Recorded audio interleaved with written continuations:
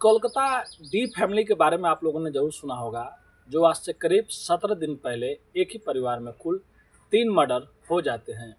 इस परिवार में कुल 6 सदस्य होते हैं और 6 लोग को 17 फरवरी को मरना होता है, जिसमें से 4 लोगों को बेखूबी मालूम होता है कि हम लोगों को कैसे मारना है, और जो उसमें 2 लोग रहते हैं यानी कि जो 2 बच्चे रहते हैं उनको ये मालूम नहीं होता है कि कुछ घर में भी कुछ प्लान बनाया जा रहा है। लेकिन जब उसमें से एक बच्चा जो 14 साल का रहता है वो बच जाता है। अब बचने के बाद जब वो कमीशन और प्रोटेक्शन चाइल्ड राइट के लोगों के पास जाता है, जब वो बयान देता है, तो जितने भी लोग वहाँ पे रहते हैं सबके रोंगटे खड़े हो जाते हैं। जब वो बच्चा सुनाता है कि मुझे 1 या 2 बार नहीं, एक दिन में 3 बार मारने की कोशिश किया गया और उसके बाद भी ऊपर वाला उसे बचाता रहा। तो चलिए कोलकाता डी फैमिली के बारे में आप लोग को बताएंगे। आखिर में इस फैमिली में ऐसा क्या हुआ था जिसके वजह से परिवार जान देना चाहता था, जीना नहीं चाहता था, और कैसे इसी फैमिली में 3 कत्ल हो जाता है जहां पे मरना 6 लोगों का था। तो नमस्ते, आदाब, सत श्री अकाल। आज की जो मैं सच्ची घटना आप लोग को सुनाने जा रहा हूँ, एक कहानी कोलकाता से शुरू होती है। वहाँ पे 2 परिवार रहते हैं, यानी कि 2 भाई रहते हैं, एक बड़ा एक छोटा, और दोनों भाई मिलकर बिजनेस करते थे। उनका चमड़े का व्यापार होता है। अक्सर उनका जो चमड़े का व्यापार रहता है वो रसिया से कनेक्ट था, वहाँ से इन लोग का टेंडर था और आए दिन इन लोग का वहाँ पे आना जाना भी रहता था। लेकिन 2023 में इन लोग का जो 3 टेंडर होता है रसिया से वो टूट जाता है, वहाँ का जो भी मतलब रहता है वो ख़त्म हो जाता है। उसके बाद दोनों भाई परेशान हो जाते हैं और उसके बाद इनके घर का भी माली हालत ख़राब होने लगता है। लेकिन आए दिन बीतने के बाद भी इन लोग के शौक कम नहीं होते हैं। अब ये लोग 1 या 2 नहीं, लगभग 5 या 6 बैंकों से ये लोग लोन ले लेते हैं, और जो इनका घर रहता है उस घर पे भी ये लोग पैसे ले लेते हैं, यानी कि घर को भी गिरवी रख देते हैं। अब आए दिन जब बैंक का पैसा चुकाने की बारी आ जाती है, धीरे धीरे करके 1 साल होने वाला हो जाता है, यानी कि 2024 आ जाता है और 2024 से अभी फरवरी 2025 आ जाता है। अब बैंक वाले या जो गिरवी रखा रहता है वो लोग इनके कंपनी, इनके दफ्तर और ये लोग जहाँ भी मिलते थे इनसे तगादा करने लगे। अब दोनों भाई परेशान हो गए। एक दिन दोनों भाई ने ये सोचा कि हम लोग क्यों नहीं कुछ ऐसा मसला निकाला जाए, कुछ ऐसा हल निकाला जाए जिससे इन लोगों से छुटकारा पा लिया जाए। अब 16 फरवरी को दोनों भाई मिलते हैं और आपस में बात करते हैं। घर भी तो गिरवी रख दिया गया है और कहीं से भी इनकम आने का रास्ता नहीं है और कोई देने को भी पैसा तैयार नहीं है। अगर जो कंपनी या दफ्तर आ रहे हैं वो लोग घर पे आने लगे तो हम लोगों की काफ़ी बेइज्जती होगी, हम लोग बदनाम हो जाएंगे। लेकिन करें तो क्या करें। फिर दोनों भाइयों ने एक हल निकाला और जाकर अपने अपने पत्नियों से बात किया। अब दोनों पत्नी से जब वो लोग बातें बता रहे थे तो दोनों पत्नी पहले तो इनकार कर देती है, वो लोग पहले कुछ नहीं बोलती है, फिर बाद में पति के सामने वो भी बेचारी झुक जाती है और पति की बात मानने के बाद दोनों लोग तैयार हो जाती हैं। यानी कि 2 पत्नी, एक छोटा भाई का पत्नी और एक बड़ा भाई का पत्नी, यानी 2 बड़े छोटे भाई और उनकी दोनों पत्नियां। अब 4 लोग तैयार हो जाते हैं। फिर वो लोग ये चारों लोग डिसाइड करते हैं कि हम लोग को दुनिया में रहेंगे तो कोई ना कोई आएगा हम लोग को परेशान करेगा, हम लोग के पास इतने पैसे नहीं है किसी को देने की। अब दोनों भाई और उनकी दोनों पत्नियां ये सोचने लगती हैं कि आखिर में हम लोग ऐसा क्या करें जिससे हम लोग की जान भी चली जाए और हम लोग को ज़्यादा तड़पना भी नहीं पड़े। सबसे पहले उनका छोटा भाई बोलता है क्यों नहीं हम लोग खीर बनाएं और खीर में नींद की गोलियां मिला दिया जाए और उसके बाद सब लोग हम लोग खा लेंगे। और जो बड़ा भाई रहता है उसका एक लड़का रहता है जिसका नाम प्रतीक होता है, और छोटे भाई का एक लड़की होती है यानी कि उसकी कज़न होती है। इन दोनों को कुछ भी मालूम नहीं रहता है कि हमारे पापा और हमारे चाचा लोग ये भी सोच रहे हैं कि हम लोग इस दुनिया से चले जाएंगे। तो ये लोग चुपचाप अपने कमरे में बैठे रहते हैं। लेकिन जो प्रतीक रहता है वो थोड़ा बहुत बातें इन लोग की सुन लेता है कि हम लोग खीर में नशे की गोली मिलाएंगे और उसके बाद हम लोग खा के सब कोई मर जाएंगे, इस दुनिया से चले जाएंगे। तभी उसका चाचा बोलता है कि नहीं, क्यों नहीं हमारी जो 4 मंजिला इमारत है उसके ऊपर से हम लोग नीचे कूद जाएं। फिर ये होता है कि कूदने के बाद अगर हम लोग बच गए तो और ज़्यादा बदनामी होगी, सबको सब चीज़ पता चल जाएगा। उससे अच्छा यही ऑप्शन है कि हम लोग खीर में नशे की गोली, नींद की गोली मिलाकर और सब कोई खा ले। अब 17 फरवरी यानी 17 या 18 फरवरी को ये लोग खीर बनाते हैं और उसमें नींद की गोलियां मिलाते हैं। नींद की गोलियां मिलाने के बाद चारों लोग जो होते हैं, पति और पत्नी और उसके चाचा और चाची, चारों लोग खीर को अच्छे से खा लेते हैं और उसके बाद प्रतीक को भी बोलते हैं। तो प्रतीक को तो दिमाग में रहता है कि ये लोग ऐसे ऐसे बात कर रहे थे, लेकिन वो ये सोचता है कि हमारे मम्मी पापा या हमारे चाचा चाची ऐसा थोड़ी ना करेंगे कि वो लोग मर जाएंगे, वैसे कुछ वो लोग बात कर रहे होंगे। लेकिन जो उसकी कज़न होती है, उसकी चाचा की लड़की होती है, वो बोलती है कि मुझे खीर नहीं खाना। अब उसके बाद उसका चाचा ज़बरदस्ती रूम के अंदर जाता है और अंदर जाने के बाद उसको ज़बरदस्ती खिलाता है। अब खिलाने के टाइम पोस्टमार्टम में रिपोर्ट में आया है कि उसके चेहरे पे, उसके लिप्स पे, उसके बदन पे नाखून के मतलब निशाना, मतलब कटे पिटे। तो शायद खिलाने के टाइम जोर जबरदस्ती से वो जो खीर खिलाया उसी को निशान थे। जब उसको खिला के वो चला आता है तो कुछ टाइम बाद पता चलता है जो ये लोग खीर खाए हैं 5 पे कुछ भी असर नहीं पड़ रहा, यानी कि प्रतीक और उसके चाचा चाची और उसके मम्मी पापा पे, उसके कज़न पे ये असर कर जाता है।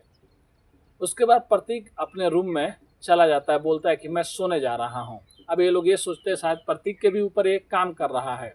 प्रतीक भी अपने रूम में सोने चला जाता है। लेकिन उसके बाद ये चारों लोग सोचते हैं कि हम लोग तो वैसे, हम लोग पे तो ये असर नहीं कर रहा है, तब हम लोग करें तो क्या करें। फिर उसके बाद वो लोग डिसाइड करते हैं कि हम लोग कुछ नहीं करेंगे। अब सबसे पहले जो पत्नी लोग हैं, यानी कि उन दोनों की पत्नियां हैं, ये लोग एक चाकू उठाएंगे और अपने हाथ का नस काटेंगी। जब दोनों लोग सामने खड़ी हो जाती हैं एक एक चाकू लेकर, और जब अपना नस काटने का टाइम आता है, यानी कि खून बहाने का टाइम आता है, तो उन लोग का हिम्मत हार जाती हैं, वो लोग पीछे हट जाती हैं, वो लोग डर जाती हैं। तभी वहाँ पे छोटा भाई जो रहता है, यानी कि 2 भाई रहते हैं, उनमें से छोटा भाई जो प्रतीक का चाचा रहता है, तुरंत आता है और अपने पत्नी और अपने भाभी का दोनों हाथ पे एक एक कट मारता है और एक गले पे कट मार देता है। और गले पे कट मारने के बाद दोनों को वहीं पे छोड़ देता है। उसके बाद कुछ टाइम बाद वो लोग मर जाते हैं। फिर उसके बाद वो जाता है अपने बेटी के रूम में, देखता है तो उसकी बेटी भी मर चुकी रहती है, यानी कि वो भी मुर्दा बन गई होती है। और उसके बाद वो प्रतीक के रूम में जाता है तो देखता है कि उसका बड़ा भाई का बेटा जो प्रतीक रहता है, जो खीर खाया रहता है, लेकिन वो उसके ऊपर ज़्यादा असर नहीं किया रहता है। वो सोने तो गया रहता है, लेकिन उसकी सांसें अभी चल रही होती है। अब तुरंत उसका चाचा एक तकिया उठाता है और प्रतीक के मुंह पर रख के दबाने लगता है। जब उसको ये पता चलता है कि प्रतीक इस दुनिया से जा चुका है, उसकी सांसें बंद हो गई है, तो उसका चाचा बाहर निकलता है और अपने बड़े भाई के पास, प्रणव जिसका नाम रहता है, उसके पास चला जाता है। अब ये दोनों लोग बात कर रहे थे बालकनी में खड़ा होकर, तभी अचानक प्रतीक की आंखें खुलती है। क्योंकि प्रतीक हमेशा योगा किया करता था, अपनी सांसें रोका करता था, उसको थोड़ा बहुत सांस रोकने का मालूम रहता है। जब ये खीर उर और उसके बाद जब उसका चाचा अंदर आता है, जब उसका चेहरा दबा रहा होता है, तो उसको एकदम विश्वास हो जाता है कि कुछ ना कुछ घर में अनहोनी हो रहा है। उसके बाद वो अपनी सांसें रोक लेता है। वो भी ये भी जानता था कि उसका चाचा उसकी सांसें ज़रूर चेक करेगा कि ये मरा है कि नहीं मरा है। उसके बाद जब उसका चाचा वहाँ से चला जाता है तो सबसे पहले प्रतीक उठता है और उठने के बाद अपने कज़न के पास जाता है रूम में, तो देखता है कि वो मुर्दा पड़ी है। अब उसके बाद वो और जाता है एक रूम में, देखता है तो उसकी चाची और उसकी मम्मी खून से लथपथ हैं और वो लोग भी मर चुकी हैं। अब धीरे धीरे वो अपने पापा और अपने चाचा को ढूंढते हुए दूसरे साइड में जाता है, तभी उनके सामने पड़ जाता है। अब वो लोग प्रतीक को जिंदा देखते हैं तो लोग शौक हो जाते हैं। शौक होने के बाद वो लोग उसको पकड़ते हैं। फिर वो लोग डिसाइड करते हैं कि क्या करें क्या नहीं करें। अब 3 लोग तो मर चुके हैं और हम लोग जिंदा हैं, हम लोग क्यों नहीं यहीं से कूद कर मर जाएं। फिर प्रतीक के चाचा और उसके पापा जो रहते हैं, वो लोग फिर से एक फैसला लेते हैं और बोलते हैं कि कार निकालते हैं और कार से चलते हैं, जो भी करेंगे अब रास्ता में करेंगे। तो पहले तो लोग सोचते हैं कि प्रतीक को जिंदा छोड़ दिया जाए इस घर में, फिर वो लोग सोचते हैं कि इसको अकेले ज़िंदा छोड़ कर क्या करेंगे, घर में तो सब कोई ऑलरेडी मर चुका है और हम लोग भी कहीं ना कहीं मर जाएंगे। प्रतीक को भी साथ में ले लेते हैं। लगभग 2 बजे या 2:30 बजे की बात है, 2 बज रहा होता है। उसी टाइम ये लोग अपनी गाड़ी निकालते हैं, कार निकालते हैं। प्रतीक भी बैठता है और उसके चाचा और उसके पापा भी बैठते हैं और ये लोग गाड़ी लेकर निकल जाते हैं। और निकलने के बाद लगभग 2 घंटे तक ये लोग अपने कार को राइड करते हैं, यानी कि दौड़ाते हैं। इन लोग का दिमाग काम नहीं करता है, हम लोग क्या करें क्या नहीं करें। तभी अचानक खूब जोरों से एक पिलर में ला के ये लोग जानबूझकर गाड़ी को लड़ाते हैं, जिससे इनकी जान चली जाए। लेकिन वहाँ पे भी इन लोगों की जान नहीं जाती है और ये लोग वहाँ पे, जहाँ पे दुर्घटना होती है, तहाँ पे ये लोग घायल हो जाते हैं। तुरंत वहाँ पे जो स्थानीय लोग रहते हैं पुलिस को बुलाते हैं, पुलिस यहाँ उसको लेके जाती है और हॉस्पिटल में भर्ती कराती है। और जब 14 साल के बच्चे प्रतीक को होश आता है और जब उससे पूछा जाता है, तो जब वो चीज़ें बता रहा होता है, तो जितने भी लोग पास में खड़े रहते हैं सबके रोंगटे खड़े हो गए रहते हैं। क्योंकि प्रतीक को एक दिन में 3 बार मारने की कोशिश किया गया था। एक बार खीर में नींद की गोली मिलाकर, दूसरी बार तकिए से और तीसरी बार एक्सीडेंट से। लेकिन ऊपर वाला बचाना चाहे तो किसी को भी कहीं से भी बचा के ला सकता है, और जिसका साथ छोड़ना चाहे उसको पैदल ही जाता है तो रास्ते में ही उसका साथ ऊपर वाला छोड़ देता है। अब उसके बाद जो वो गवाही दिया, जो वो बातें बताया यहाँ पे, तो अब उसके बाद जो उसके पापा और चाचा है वो लोग भी एडमिट हैं और उसके बाद उन लोग की दवाई हो रही है। तब ये तो पक्का है कि वो लोग जेल जाएंगे। अब इसके बाद बेचारे प्रतीक का क्या होगा, ये तो विक्टिम है क्योंकि इसने कोई गुनाह किया ही नहीं है, ये तो उन लोग के साथ में था। और इन दोनों लोगों की वजह से 3 और जानें चली गई।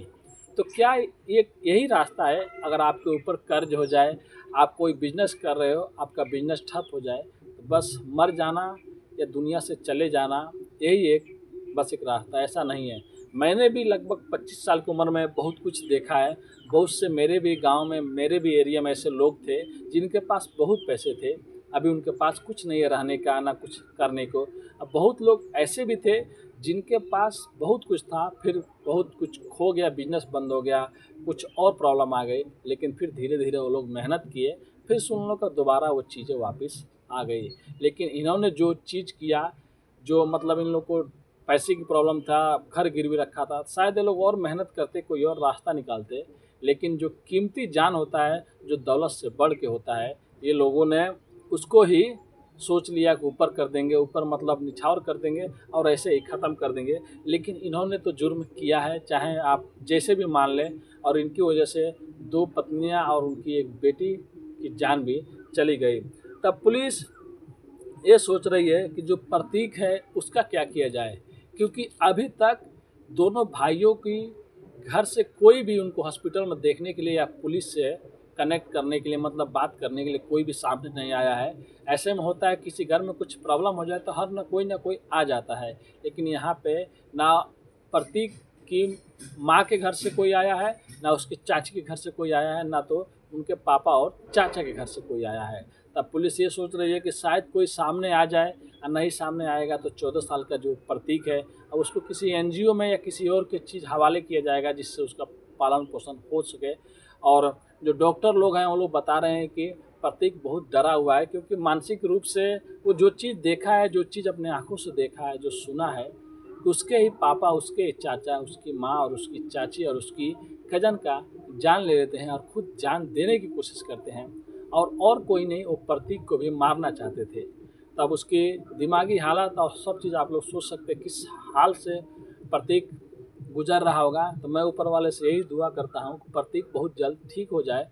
और पुलिस भी और भी जितने भी लोग हैं, लोग सोच रहे हैं कि शायद प्रतीक की माँ के घर से कोई रिलेटिव वाला, कोई कजन कोई आकर प्रतीक को ले जाए तो अच्छा है। तो आज की कहानी यही थी दोस्तों, कैसे 2 भाई कर्ज में डूब जाते हैं और जब उन लोग का बिजनेस बंद हो जाता है तो अपने उसी अंदाज में वो लोग जीते हैं। बाद में कर्ज नहीं चुकाने के कारण दुनिया से बदनामी के डर से अपना चेहरा छुपाने के लिए सोचते हैं कि मौत ही एक ऐसा रास्ता है जिस रास्ते पे चलने के बाद शायद कोई दोबारा हम लोग को पकड़ नहीं पाए, दोबारा कोई हम लोग को ढूंढ ना पाए। लेकिन ये काम गलत है। अगर आप लोग किसी भी काम में हैं तो मेहनत से कीजिए। एक बार अगर कोई हार जाता है तो अगर वो खेलना जानता है तो एक ना एक दिन फिर से वो जीतेगा ज़रूर। तो मिलते हैं नेक्स्ट वीडियो में फिर से कुछ अच्छी कहानियों के साथ। अगर आप लोगों ने हमारी कहानी लास्ट तक देखी है, प्लीज़ आप लोग से रिक्वेस्ट है, चैनल को सब्सक्राइब, लाइक, शेयर, कमेंट करना मत भूलिए। नमस्ते।